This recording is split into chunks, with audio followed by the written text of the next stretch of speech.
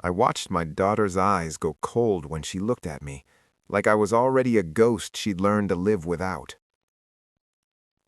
Before we begin, drop a comment below telling us where you're watching from. We love hearing from our community across the country. Thomas Brennan had calloused hands that told 43 years of stories, but the story they were writing now was one of ending. The March wind cut across his 800-acre cattle ranch in Slope County, North Dakota, carrying with it the smell of thawing earth and something else, something that felt like goodbye. He stood at the fence line, watching his 112 head of red Angus cattle graze on what remained of last year's pasture, and did the math in his head for the 1,000th time. The numbers never changed. 6 months. Maybe 7 if he stretched it. That's all he had left.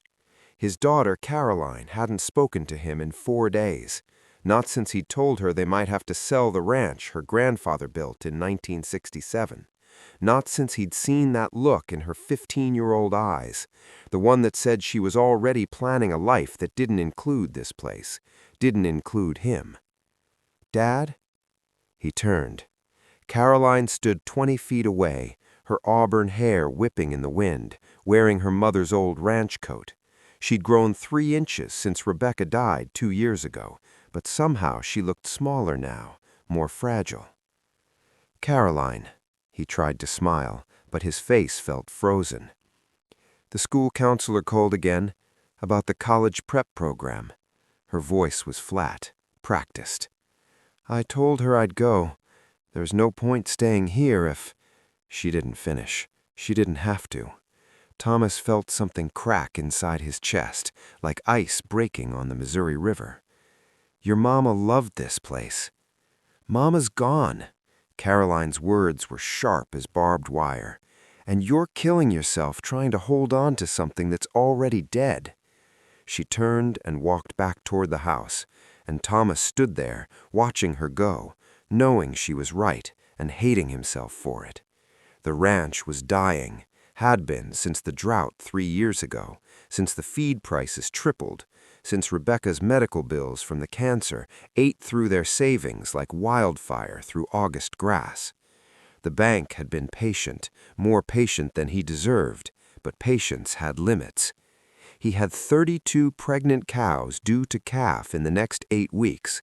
Calving season should have been hopeful, should have been about new life and second chances, but this year it just felt like counting down. That night, Thomas sat in his office, surrounded by ledgers and bills and photographs of better times. The radio crackled with the weather report. Arctic front moving south faster than predicted. Temperature drop expected to be severe and sustained. Farmers and ranchers should prepare for— He switched it off. On his desk sat an unopened letter from Holbrook Development Corporation. He knew what it said. They'd been calling for months with offers to buy his land, offers that would clear his debts and set Caroline up for college with money to spare, offers that would erase 4 generations of Brennan ranching. His hand hovered over the envelope. The phone rang. It was Walter Kingston, his only remaining ranch hand, calling from the south pasture. "Boss, you better get down here. Rosie's in trouble." Rosie was Thomas's oldest cow, 12 years old, and she'd never had a difficult birth, until tonight. By the time Thomas reached the pasture, Walter had her separated from the herd, but even in the darkness, lit only by the truck's headlights, Thomas could see the problem. The calf was breached, and Rosie was exhausted. "How long she been laboring?" Thomas asked, already grabbing the calving chains from the truck bed. "Found her like this 20 minutes ago, but from the looks of it," Walter shook his head, "could be hours." They worked in the cold March darkness, 2 men against nature's cruelty, trying to save lives that seemed determined to slip away. Thomas's hands were inside Rosie, feeling for the calf's legs, trying to turn it, and all he could think about was Rebecca in the hospital, the doctors working with that same urgent gentleness, trying to save what couldn't be saved. "Got 1 leg," he muttered. "Need the other." "Tom," Walter's voice was quiet. Even if we get this calf out, you know she might not survive the night. Temperature's already dropped 15 degrees. And you got 31 more cows ready to drop any day now." Thomas found the second leg, started pulling. "I know. And if this cold front's as bad as they're saying—" "I know, Walter." The calf came out in a rush of fluid and membrane, not breathing. Thomas cleared its airways, rubbed it down hard with burlap, while Walter tended to Rosie. For 30 seconds, the calf was still, lifeless. Then it gasped, coughed, breathed. "There you go," Thomas whispered, something breaking open in his voice. "There you go, little one." But when he stood up, covered in birth fluid and sweat despite the cold, he saw Walter's face. "What?" Walter pointed toward the north pasture. "Look!" In the distance, barely visible against the night sky, Thomas saw them, 3 more cows, showing signs of early labor. "It's starting," Walter said. "All of them, coming early because of the temperature drop. Tom, if this cold front hits while they're calving, in open pasture—" "They'll die," Thomas finished. "Every single calf, maybe the mothers too." They stood there in the darkness, 2 men holding a newborn calf that was already shivering, and Thomas felt the weight of impossible mathematics pressing down on him. The barn could hold maybe 15 cows maximum. The equipment shed another 8 if they crammed them in.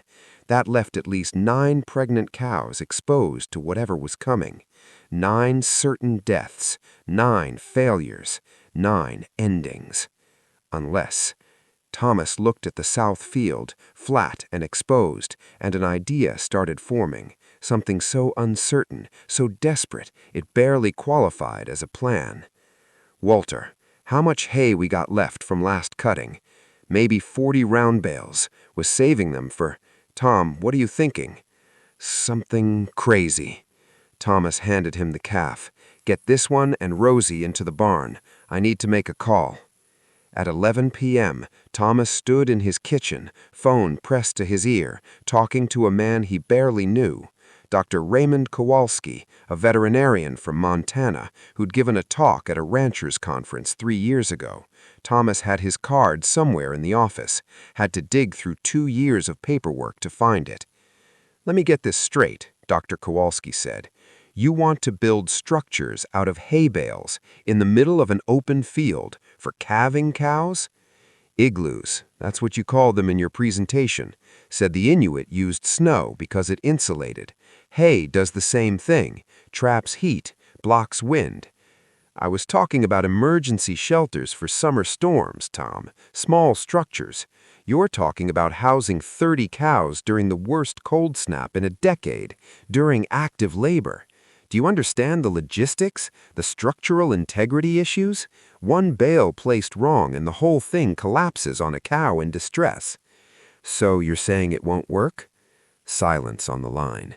Then, "I'm saying I've never heard of anyone trying it on this scale. I'm saying it's uncertain at best. I'm saying you could lose everything. The cattle, the money you'd spend on the attempt, the time you could be using to get them to auction before the bottom falls out." Thomas looked out his window at the dark fields. "What if I don't try?" "Then you definitely lose everything."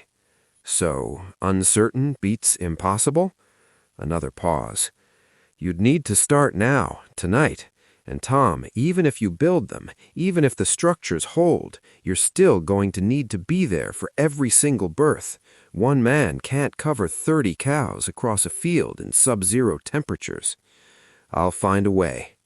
After he hung up, Thomas found Caroline standing in the doorway.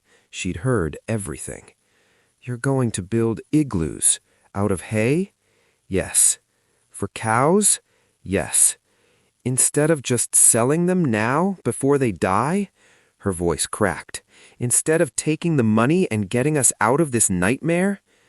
Thomas wanted to touch her shoulder, pull her close like he did when she was small, but there was a wall between them now, made of grief and broken promises and futures that kept slipping away.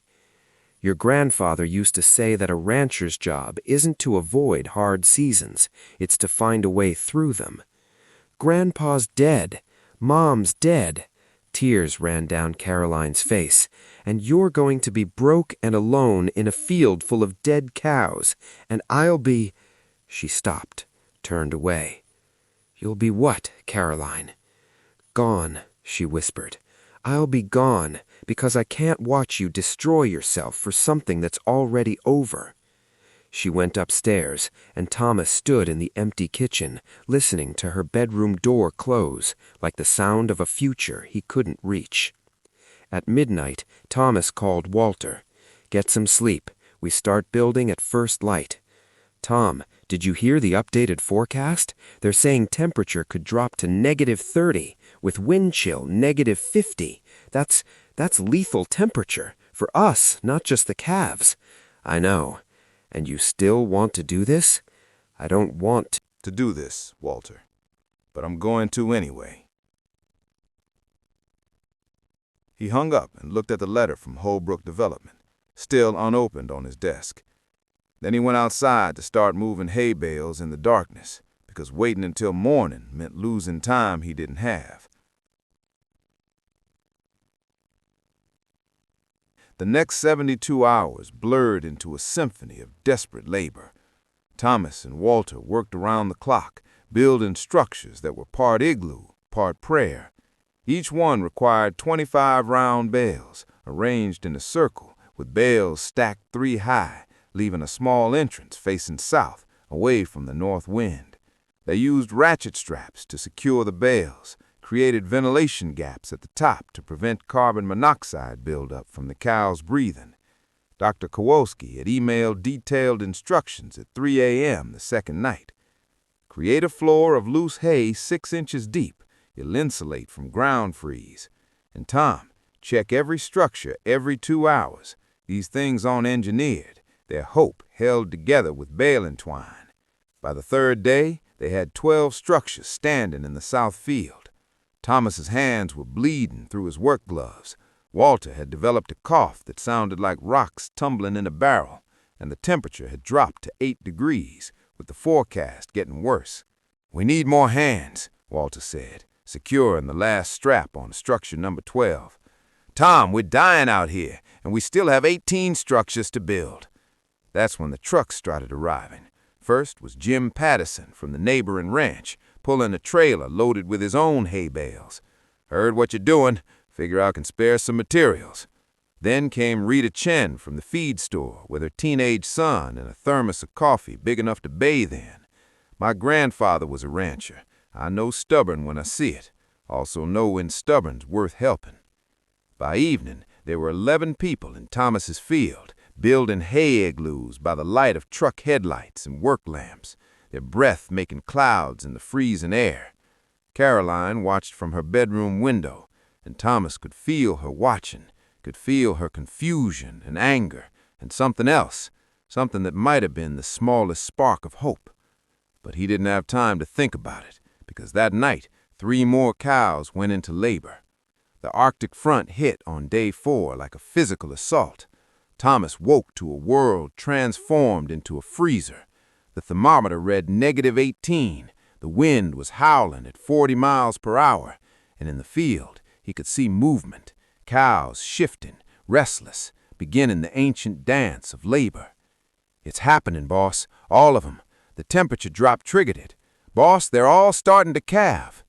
Thomas was out the door in 30 seconds, not even fully dressed, running toward the field where his hay igloos stood like strange monuments against the white landscape. The next 16 hours were a blur of blood and birth and desperate scrambling between structures. Cow number 6 was in trouble in igloo 3, calf coming sideways. Thomas worked by headlamp, his hands so cold he could barely feel them, while outside the wind screamed like something alive and angry. Cow number 12 was fine, delivered easy in igloo 7, the calf standing within 20 minutes, the hay bale walls blocking the wind so effectively that Thomas could actually feel warmth inside the structure. Cow number 19 was dying in igloo 11. Her calf was already gone.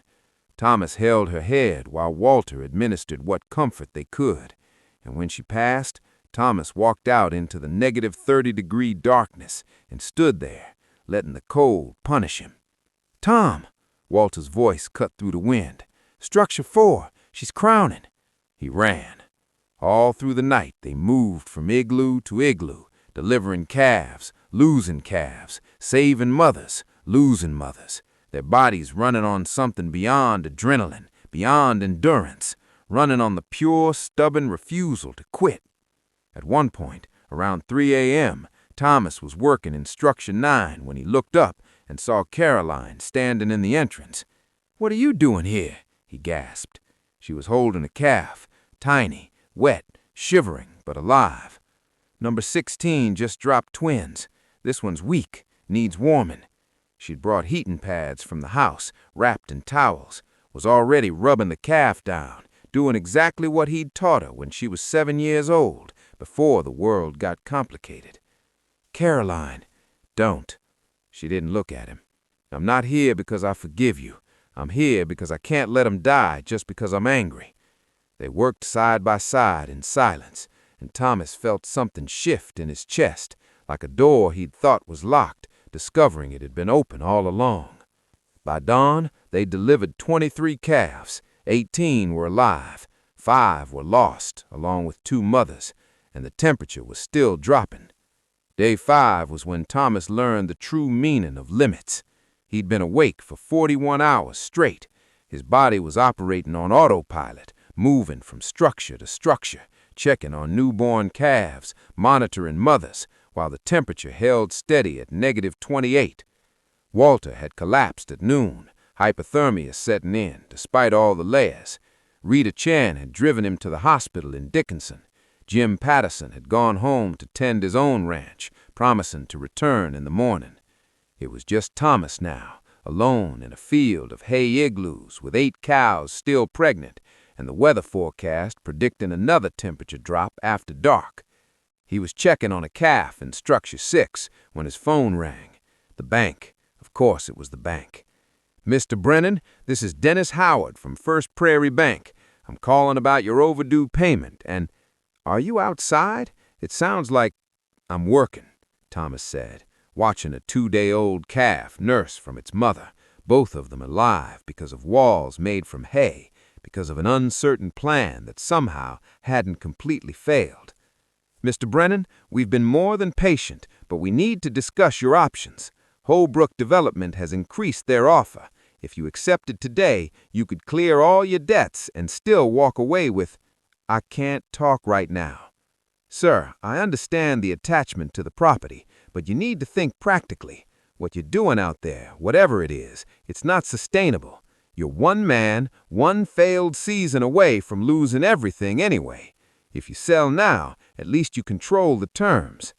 Thomas looked around the igloo, at the hay walls that shouldn't have worked but did, at the calf that shouldn't have survived but was, at the evidence of impossible things becoming possible through nothing but desperate effort. "Mr. Howard, did you know that hay bales can insulate better than walls? That you can keep a newborn calf alive in negative 30-degree weather inside a structure that cost $30 to build?"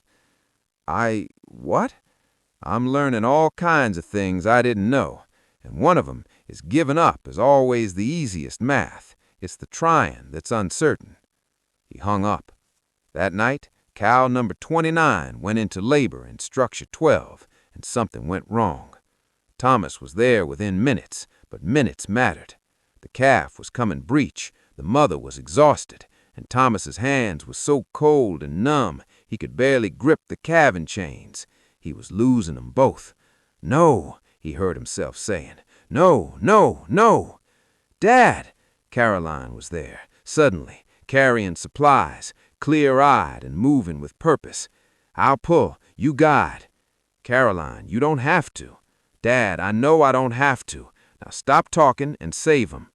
They worked together in perfect synchronization, the way they used to before grief built walls between them. And when the calf finally came out, alive, gasping, fighting, Thomas looked at his daughter and saw tears frozen on her cheeks. "Why are you here?" he asked, quietly. "Really?" Caroline was quiet for a long moment, stroking the newborn calf's head. "I watched you build igloos out of hay for cows who might not even survive. I watched you choose the uncertain over the impossible, and I realized that's exactly what Mom did. Every day she was sick, she chose fighting over quitting, even when the odds were impossible. You taught her that. This ranch taught her that." She finally looked at me. "I was so angry at you for not letting go, but you were never holding on to the ranch, Dad. You were holding on to the part of her that believed impossible things could happen if you just refused to quit." Thomas reached out, and Caroline let him pull her close, and they stood there in a structure made of hay in -30-degree darkness, holding each other while a newborn calf took its first breaths, and Thomas felt something inside him that had been frozen for 2 years finally thaw. The final push came on day 7. 3 cows left to calve, temperature holding at -32, wind chill pushing -55, the kind of cold that killed exposed skin in minutes. Thomas and Caroline worked together, moving between structures, their movements practiced now, efficient. Walter had returned from the hospital, still weak but refusing to stay home. "This is it," he said, checking on cow number 31 and structure 15. "After this, we're done. We made it." But cow number 32 had other plans. She was in structure 18, and when Thomas checked on her at midnight, he knew immediately something was catastrophically wrong. The calf was positioned impossibly, not breech, not sideways, but somehow tangled in ways that shouldn't have been anatomically possible. "I need Dr. Kowalski," Thomas said into his phone, trying to keep his voice steady. "Now!" Kowalski talked him through it over speakerphone, his voice calm and clinical, while Thomas's hands did things that felt like surgery, like desperation, like prayer. 40 minutes in, Kowalski said, "Tom, you need to make a choice. You can save the mother, or you can try for the calf. At this point, trying for both means probably losing both." Thomas looked at Caroline, who was monitoring the mother's breathing, her face pale in the headlamp light. "What do we do, Dad?" He thought about impossible choices, about uncertain outcomes, about the difference between giving up and letting go. "We try for both," he said. "Tom," Kowalski started, "I know the odds, I know the math, but I didn't build hay igloos in -30-degree weather because the math made sense. We try for both."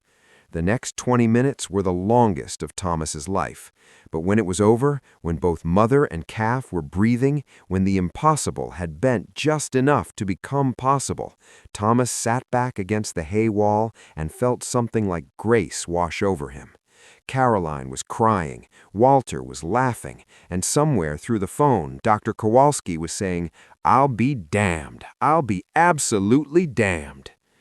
At dawn on day 8, the temperature started to rise. By noon, it was up to 0 degrees, practically a heat wave, and in Thomas Brennan's south field, 32 hay igloos stood like ancient monuments, and inside them, 27 newborn calves breathed and nursed and lived.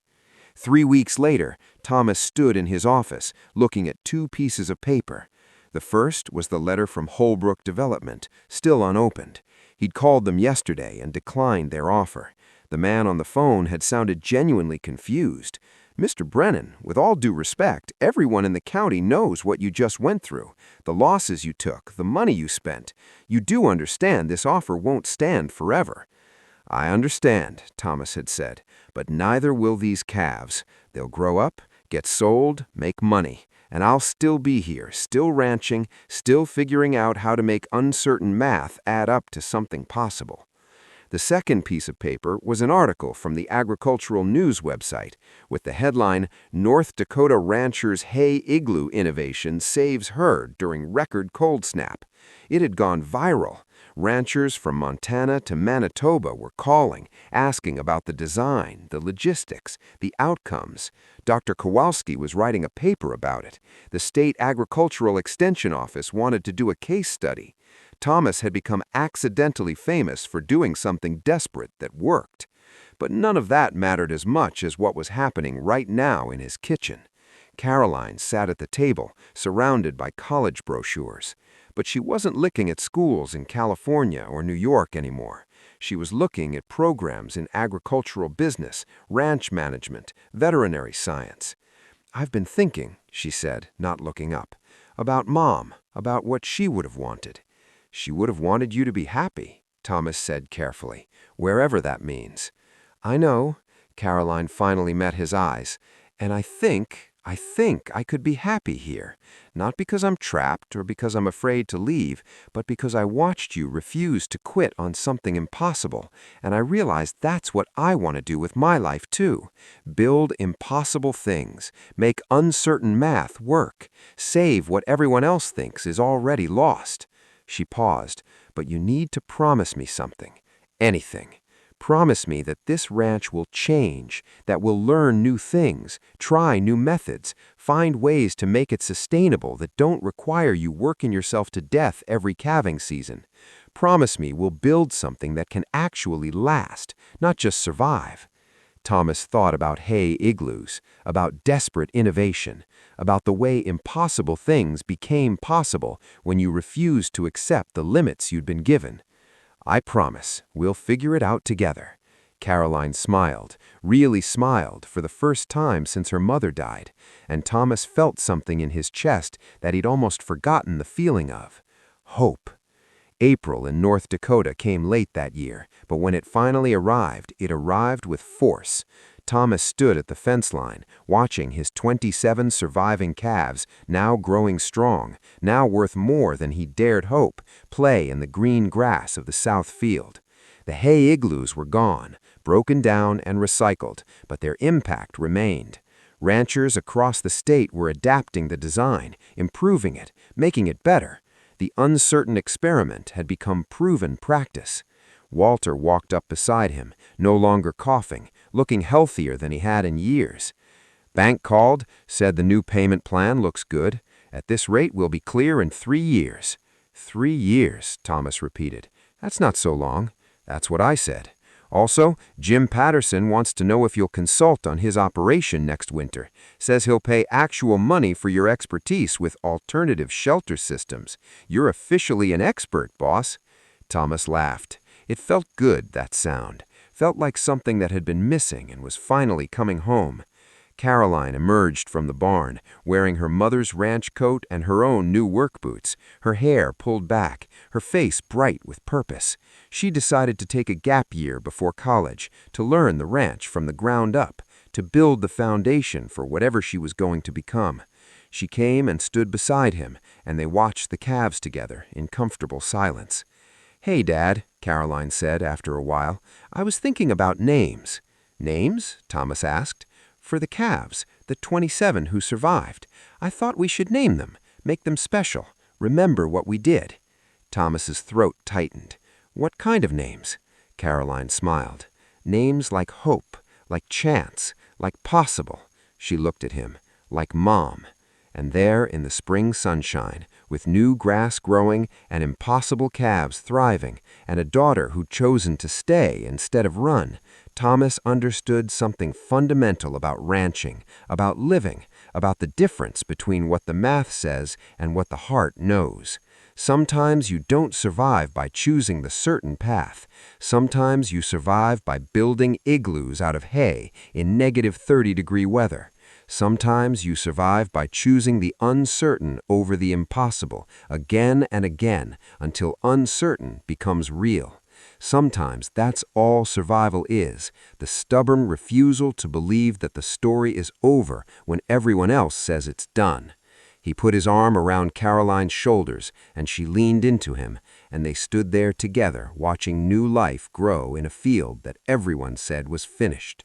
And the ranch that was supposed to die kept living, and the man who was supposed to quit kept trying, and the daughter who was supposed to leave kept staying. And somewhere above them, in the vast North Dakota sky, Thomas could almost hear Rebecca laughing, that sound she made when he did something ridiculously stubborn that somehow, impossibly worked. The sound of love watching uncertain become possible. The sound of home. Thank you for watching. If this story touched you, please share it with someone who needs to hear that impossible things can happen when we refuse to quit. And don't forget to tell us in the comments where you're watching from. We love hearing from you.